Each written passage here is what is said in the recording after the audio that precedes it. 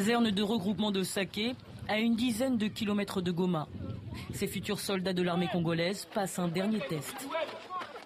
Non seulement physiquement fort, mais aussi il faut avoir une bonne santé. Donc à part les tests d'aptitude physique, il y a aussi des tests médicaux. Le pays est en guerre depuis 7 mois, alors l'officier n'est pas très regardant. Ce jour-là, ils seront tous recrutés. Dernier passage en revue du colonel Amouli. Ces jeunes seront sans doute envoyés au front, combattre les rebelles du M23.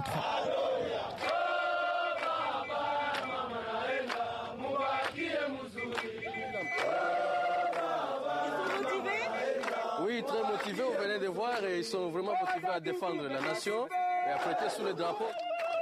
Encore 6 mois d'instruction et ils seront prêts à aller au combat en chantant.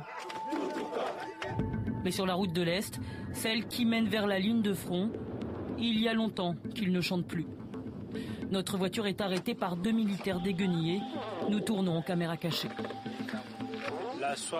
On a faim, on n'a pas de moyens ici.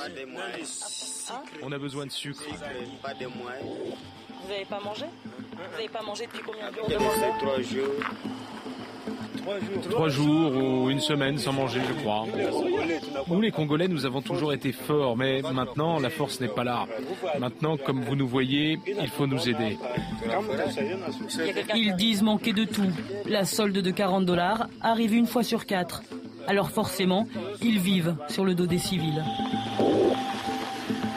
À quelques kilomètres de là, dans ce village, un paysan a été tué il y a quelques semaines par un soldat pour avoir refusé de lui donner sa récolte de patates. Un voisin nous raconte. Le soldat lui a couru après et il lui a tiré dessus. Une balle dans le ventre, une autre dans la poitrine. Il est tombé comme ça. L'échange est vite interrompu. Le pays est en guerre. Interdiction de dire du mal de l'armée et encore moins des journalistes étrangers. Qu'est-ce que vous racontez aux Blancs? Est-ce qu'on t'a donné l'ordre d'appeler les Blancs?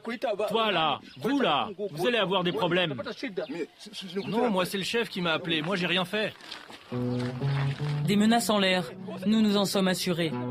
Mais cela ne change rien au quotidien des villageois de la ligne de front.